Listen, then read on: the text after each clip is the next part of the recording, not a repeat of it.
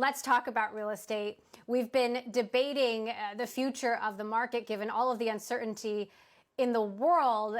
I've heard it's the end of cities. I've heard the end of the city is a myth. What exactly are you seeing in the real estate market, and where are we going?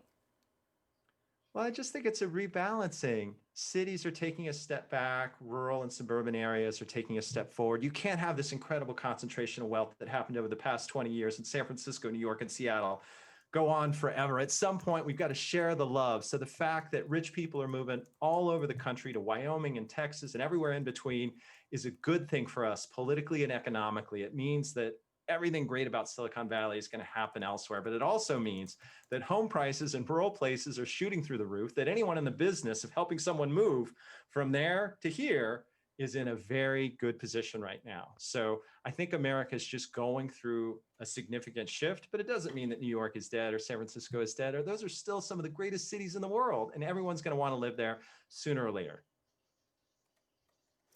I mean, I have to ask you about the political landscape. I mean, we've got a huge election now in less than a month.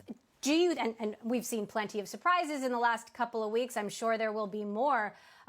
Do you think that there is some certainty ahead about which way the market will go? Or could the election throw us into more turmoil? I think there's a significant chance the election will throw us into more turmoil. The reason that so many companies are raising money right now, trying to either get convertible notes done or an IPO done, is because nobody wants to bet on November and December. But we should also take into account how the economy is affecting the election. The fact that 300,000 people in the past 4 years moved from California to Arizona accounts for about half of the lead that Biden has over Trump in Arizona.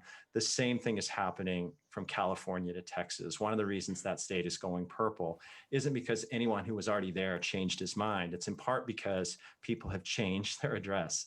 So the economy is changing society. Society is going to change the economy.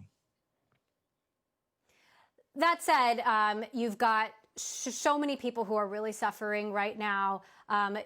You've called this an unequal recession because some people are feeling this worse than others. The housing market for white Americans is different than it is for Black Americans. What are the trends that you're seeing?